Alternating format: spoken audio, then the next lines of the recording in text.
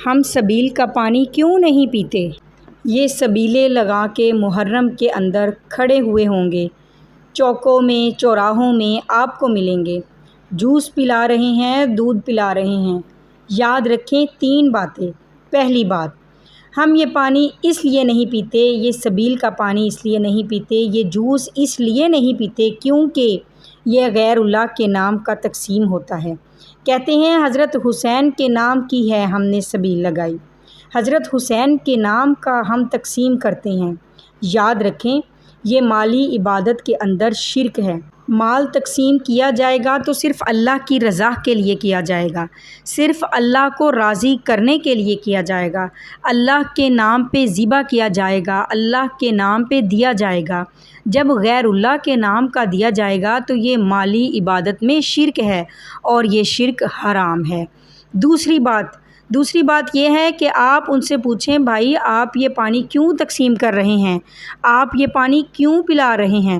10 محرم تک آپ پانی کی سبیلیں لگا کر بیٹھے ہوئے ہیں تو آپ کو جواب ملے گا کیونکہ جی نبی کا خاندان، نبی کی آل، جناب حضرت سیدنا امام حسین رضی اللہ تعالیٰ عنہ اور ان کے ساتھ جانے والے کربلا کے اندر پیاسے تھے۔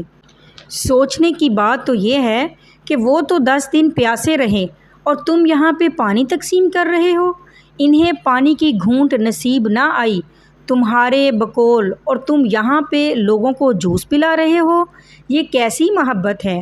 محبوب پیاس میں مر گیا اور یہاں پہ محبت کرنے کا دعویٰ کرنے والے اسی دن اور انہی دنوں کے اندر لوگوں کو چوکوں اور چوراہوں میں کھڑے کر کر کے پانی پلا رہے ہیں۔ یہ کہاں کی عقل مندی ہے؟ یہ کہاں کا ضابطہ اور کہاں کا اصول ہے؟ تیسری بات، یاد رکھیے ہم یہ پانی اس لیے نہیں پیتے، تم کہتے ہو نا کہ کیوں نہیں پیتے؟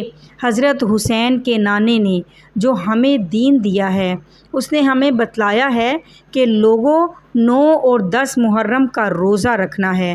حضرت حسین کا نانا جسے تم سمجھتے ہو کہ نبی پاک صلی اللہ علیہ وآلہ وسلم کے دین کو بچانے کے لیے حضرت حسین نے جان دی، تو جس دین کو بچانے کے لیے حضرت حسین رضی اللہ تعالیٰ عنہ نے جان دی، اس دین کے اندر 9-10 محرم کا روزہ ہے۔